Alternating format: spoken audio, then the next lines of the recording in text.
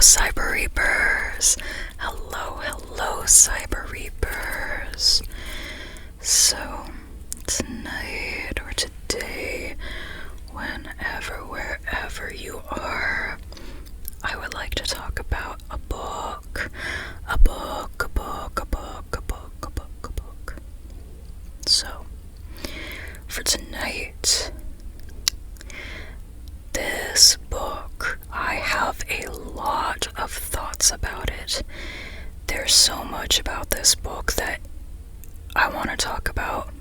I'll try not to make this a very long time video.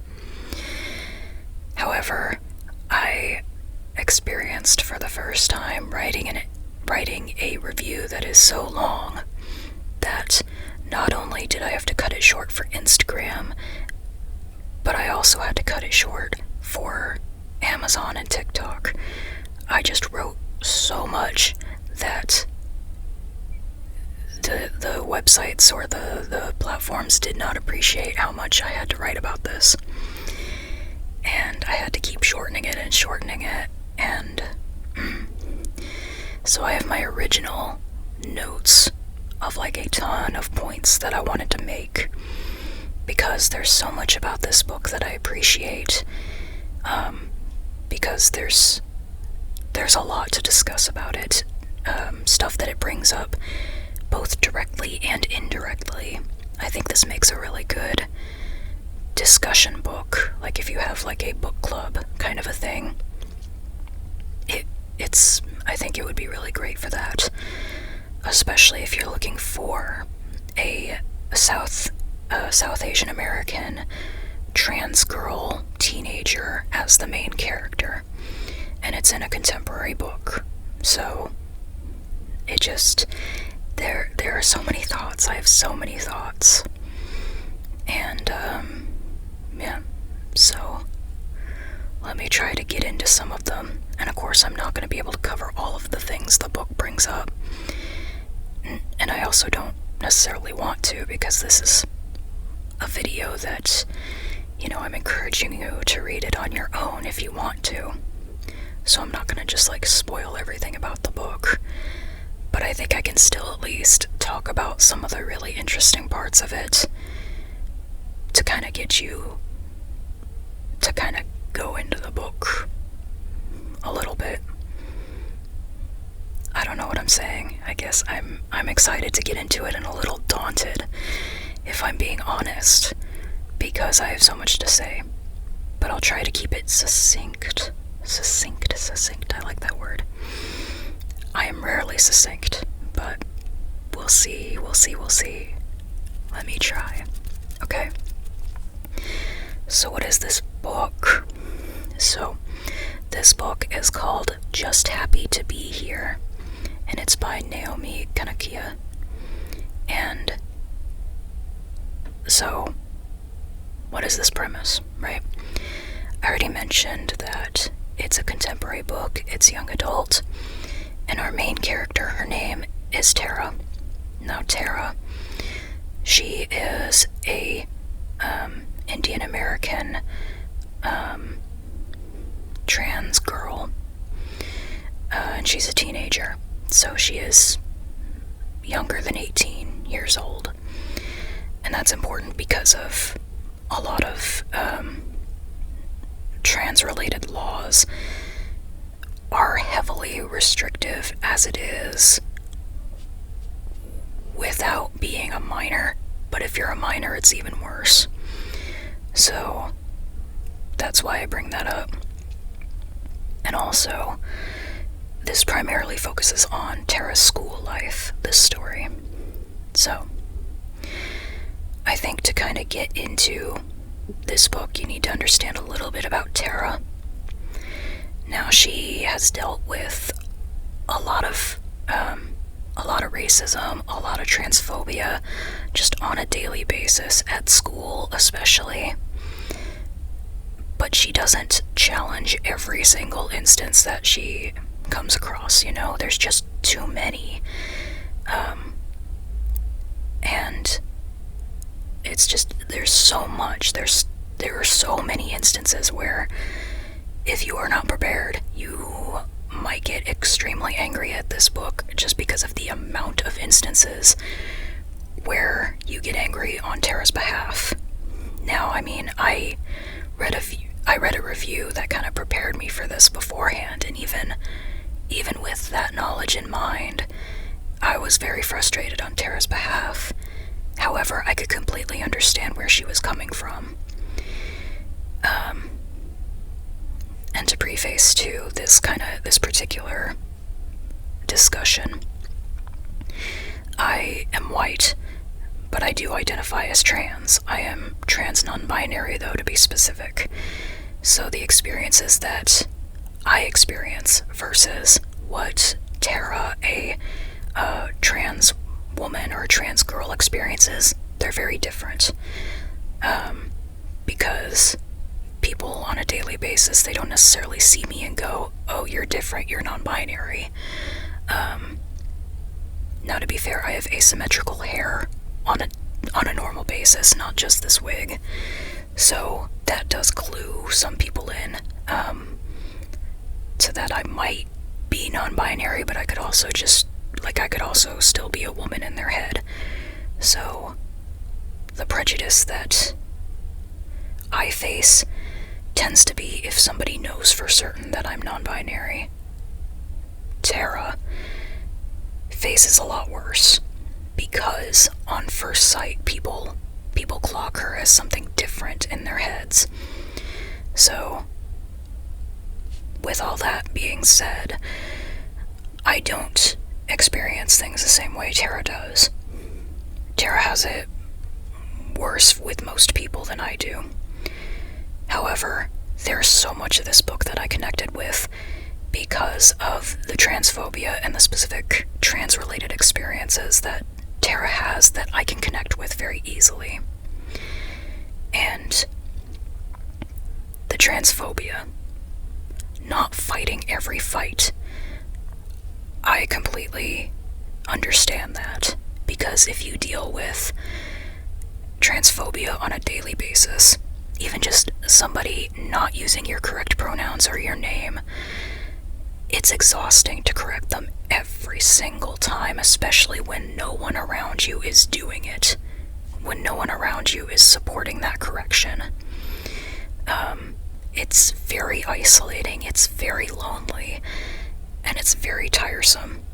So, seeing an example of a trans teenager who doesn't fight every single fight, who doesn't correct people every single time, who doesn't raise an argument every single time, I completely get that, and I'm actually pleasantly surprised to see that in a book or in any media with a trans character, because so often the trans characters we see are more so kind of aspirational characters, people who know how to fight back, or who are ready to.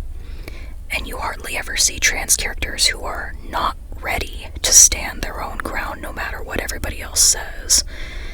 And as a teenager, that was me. I was not ready to do that for myself. And I think Tara's kind of in that place too. Now, you can interpret Tara's reactions in a few different ways because she doesn't entirely spell it out. You could view Tara as naive, you could view her as really patient with other people, or you could view her as just, not feeling quite ready or comfortable with, correcting people, she lets a lot of things slide, that a lot of those things aren't really okay. However, she, as kind of the title says, she's just happy to be here. She doesn't want to raise a lot of problems. She just kind of wants to go through life without other people constantly thinking of her as the trans girl, or other people constantly looking at her or viewing her as, judging her as on a different standard than most girls, So I think that's an important thing to understand about Tara going into the plot of this story. So, let me tell you about the premise part now. Tara, our main character, she goes to this school, and it's an all-girls school. It's adjacent to an all-boys school, which she used to go there, but then she transferred over to the all-girls school.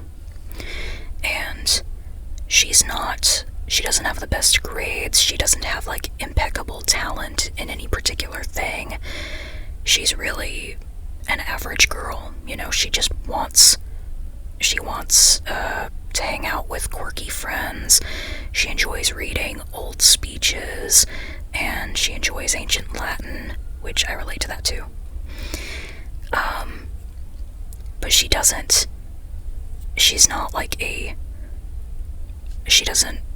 embody that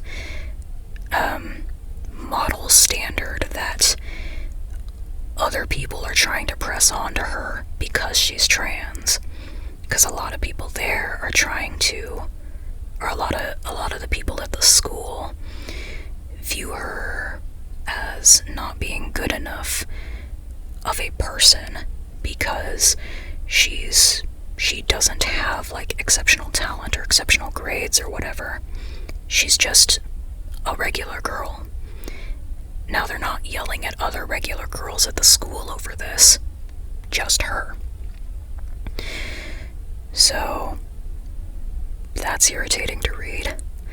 But the actual, what sparks the events of the book is that Tara wants to join this club. This club is called the Sybils. And this club is essentially, it's kind of murky on what exactly it is they do, but it's kind of this prestigious sisterhood kind of a group where a few girls are chosen each year to be part of the Sybils.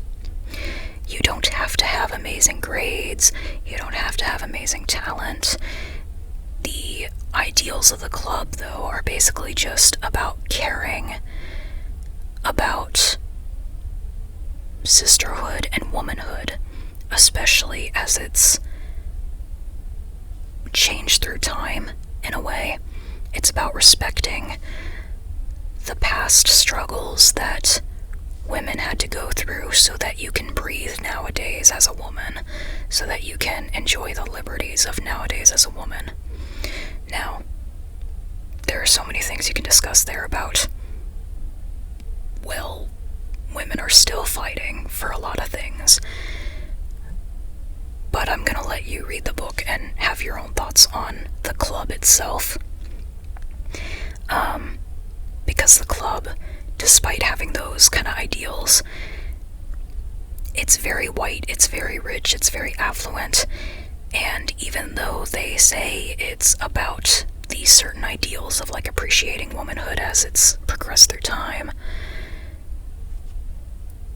they justify not letting Tara in because she doesn't have good grades and she doesn't have, like, an amazing talent or whatever. Just caring is not enough, despite what the ideals of the club are. Now, Tara, she actually accepts this. She thinks, oh, okay, well, I wasn't picked. It's not like the club sponsor who declined me into the club. It's not like they're transphobic.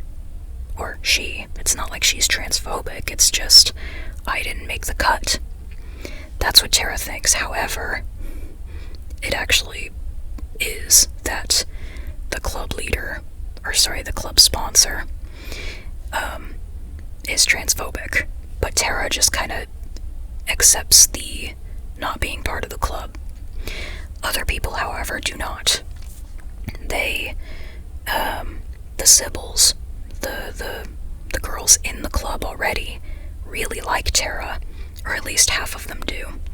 They really like Tara, and unfortunately this year they didn't have a choice in choosing who would be next in the club, unlike in previous years where they did get the option to.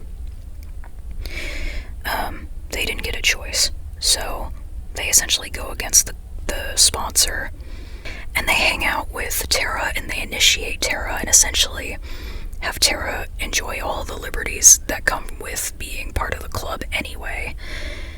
except for the sponsorship money or the scholarship money. And the scholarship money is its own whole plot point that I think I'm not gonna dig into, but let's just say part of the transphobia is not wanting to let Tara have access to the scholarship money. And so there's that too.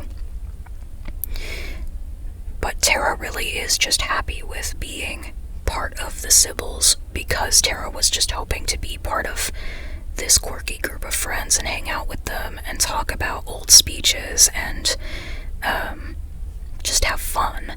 Tara wanted to be a normal girl, to be an average girl, one who doesn't have like high ambitions to be a politician or to change the world.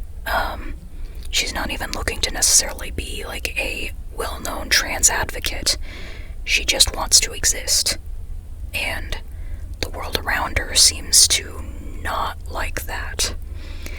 Because on one side, there are the people who just don't want Tara around, and they justify their not wanting her around by saying she's not good enough.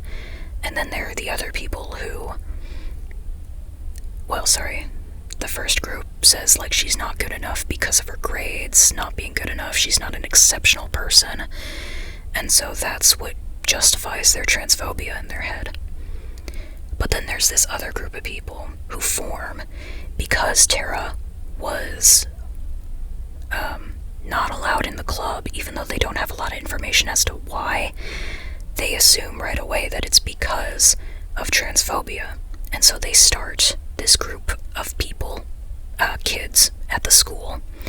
They start saying that the Sybil group shouldn't even exist, and that it's outdated, and that it's just not good for a number of reasons, which some of those reasons I actually agree with, of it being elitist, for example, even though it doesn't necessarily have to be, it's just how it is based on the sponsors that are in place. But this group that is protesting the Sybils and protesting Tara not being included officially, they start using Tara's name without her consent, against her consent, to argue for stuff that she doesn't even want. Like, they are arguing to shut down the Sybil Club. Tara doesn't want that. They're arguing, I'll leave the arguments themselves out. But the point is, this group of supposedly, trans-supporting people, these liberal people, are just using Tara's name and Tara's situation for their own agenda, and they are advocating, quote-unquote, for Tara without actually doing what she wants or requesting what she wants. And that is something that a lot of people hesitate to point out actually happens. Because especially America right now, is so stuck with so many people who are very, very transphobic and who just blatantly are. We have to focus on that so much that we kind of let slide a lot of things that are not okay about people who are self-proclaimed liberal people who are also transphobic, but they don't think they are because they are not as bad, quote-unquote, as the really bad people, And I think this is a really nuanced point in this book to bring up, that LGBT people can be transphobic. Liberal people can be transphobic. It's not limited to just the really bad conservative-y kind of people, So there's nuance, it's complicated, and people hesitate to point that out because division makes it even harder to take on the really bad people. But at the same time, it's harmful to advocate, quote-unquote, for somebody without even listening to them And in case you didn't know how a lot of disabled people feel, that's a regular thing too for them.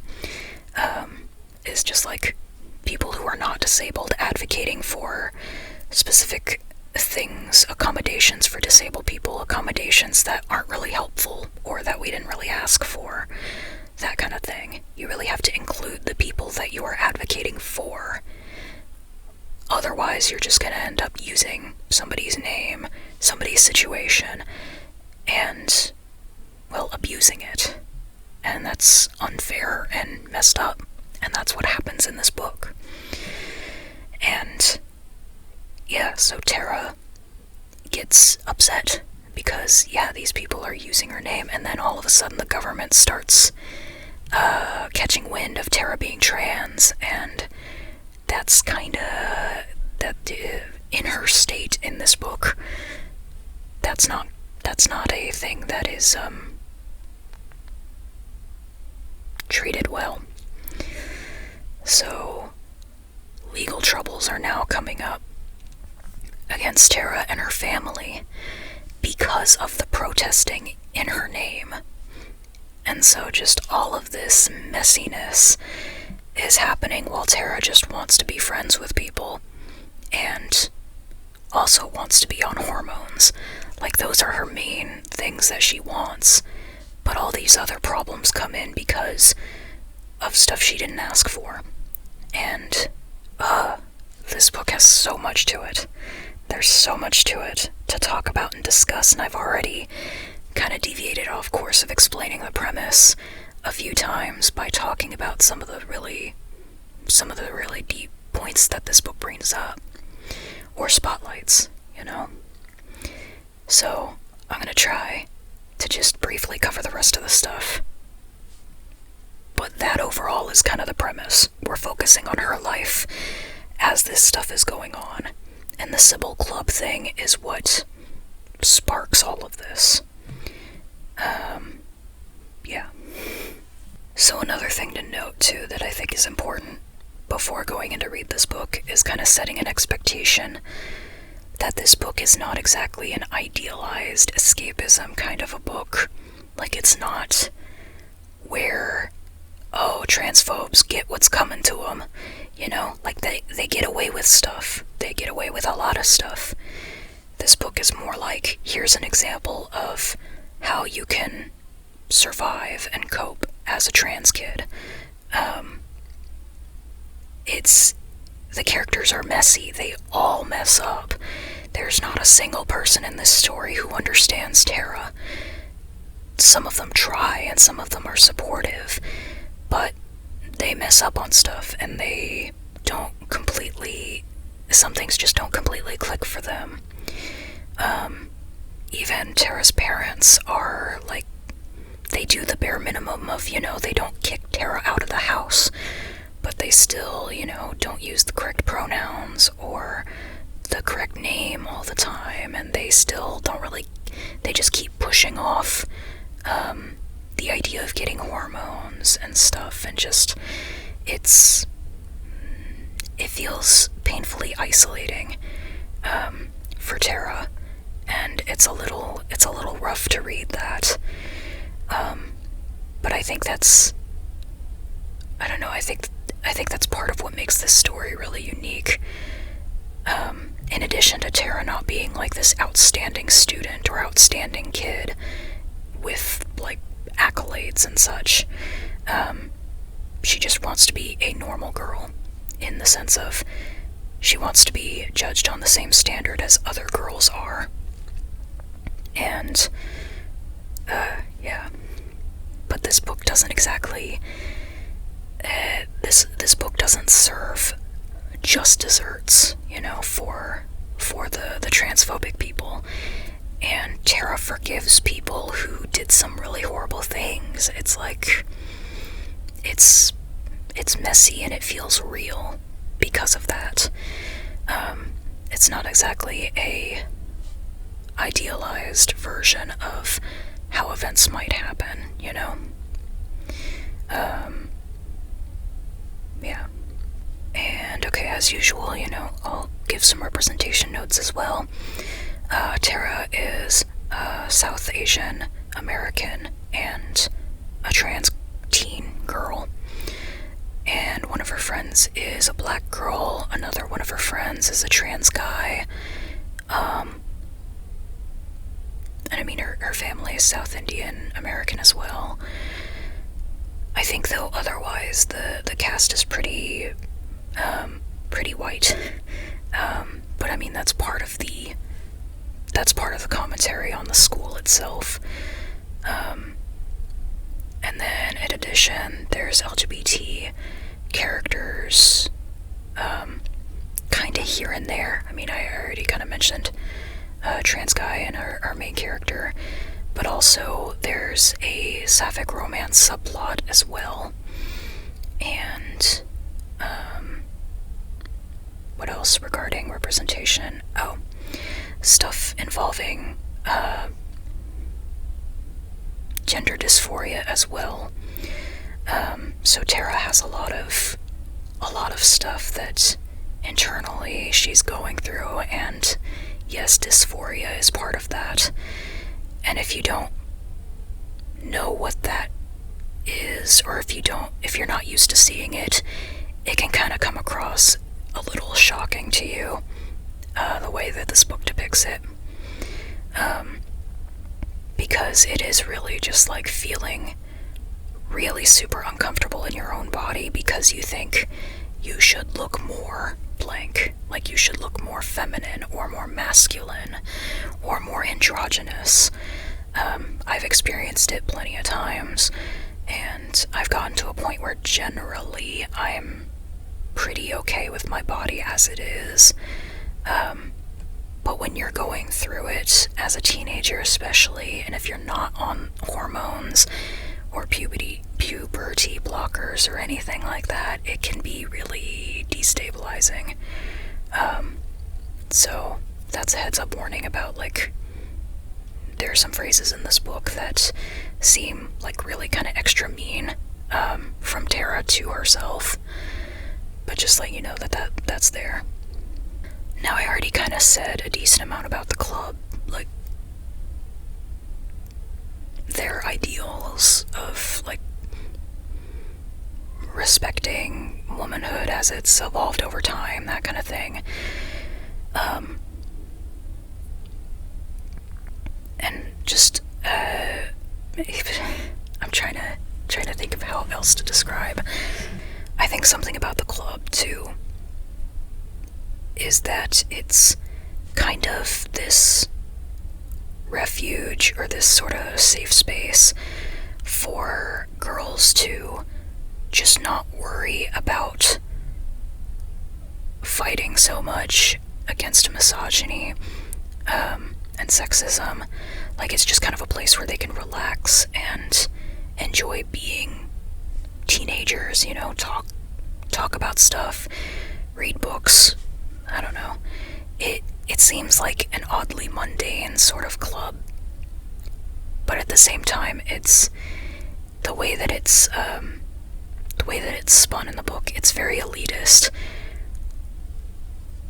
with who it chooses, because if I'm being honest, a club like that actually sounds like a really good club for teens who are marginalized, because they're dealing with stuff all the time, every day, so much bad stuff everywhere, that this club actually sounds like it could be a kind of a nice refuge for them. However, it's historically, up till now, this club in this book has primarily been for rich white women, or rich white girls. And rich white women can already stick their heads in the sand and ignore issues to women, like, all the time. They don't need a club for that. To take a break from that, you know? Or to take a break from experiencing all of that. Now, that's not to say that rich white women don't experience any sexism or any marginalization. I'm just saying that there are a lot of other people who would probably benefit more from a space away from dealing with so much bad stuff in their life all the time. To where the club really reads is just really hypocritical and weird. But at the same time, that feels very real. That feels like a thing. That this feels like a club that, yeah, rich white women came up with so that their rich white girls or daughters could just mess around, you know, and call themselves part of this elite club that doesn't really do anything. Yeah. And it's just so sad that Tara doesn't get to be part of that, because Tara seems like a good fit for it. In an idealized world, at least. But there's so much about this book that, the plot, or this book, Tara brings up so many points directly and indirectly about a lot of stuff, about sexism, about misogyny, about, racism, about, transphobia, and about being trans in a modern world, especially as a trans minor. And the author's note is also very kindly worded. It addresses both people who are reading this book who are trans girls and others who are not. So I feel like this book was a really good experience. It felt very validating to me, and it made me kind of realize that I haven't read many books by trans women. I just haven't found many, and so now I'm actively seeking that as part of my list of, like, books that I'm actively seeking. Because this felt so, while it felt so frustrating in some parts, it was so frustrating because of how real it felt, and I felt so connected to Tara. And if only present day me right now could step into that book and just advocate for Tara and what she wants, just correct other people whenever they mess up her pronouns or mess up her name, whether it's on purpose or not. Oh, yell at her teachers too, because her teachers are very transphobic and racist or racist. You can't even tell which they're specifically talking about at that time, whenever they just treat her completely differently than all the other girls in class. But I can't do that. I can't step into this book and help Tara. However, I can try my best to, you know, help other trans people who are actually, you know, in reality. And yeah, so I hope you do as well. And I hope that if you choose to read this book, that it helps in some way or another, helps your understanding of trans people or yourself, and hopefully it's not too frustrating for you either. But yeah. This book. I guess that's all kind of the main overall stuff that I was going to cover. So, yeah. Alright. Thank you so much for listening. You are an awesome listener. And I hope that wherever you go next, whatever you do next, that it is fun and or relaxing and or worthwhile to you. And ideally, I'll